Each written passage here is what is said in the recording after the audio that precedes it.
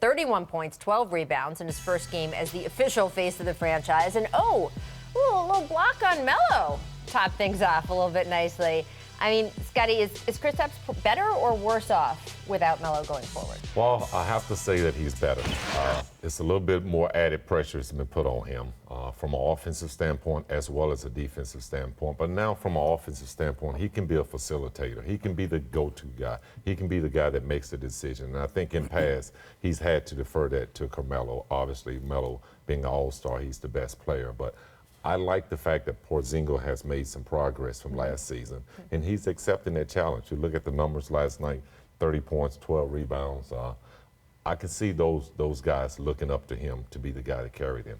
Yeah, but I'm first time Scottie and I are going to disagree on this one, because I think one more year with Melo would have really helped him. So I'm going to disagree because I think right now it's too much on his plate. And I think that this team, we both know, all three of us up in New York ain't going nowhere. No. Right. This Knicks team is not going on anywhere right now.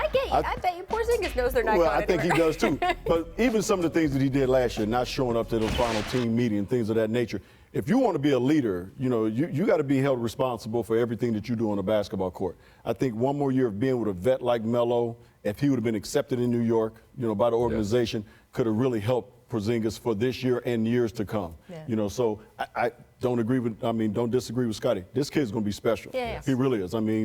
Defensively, he's long, he's agile, he's athletic. The block that we saw Melo, he was trailing the play and still blocked it.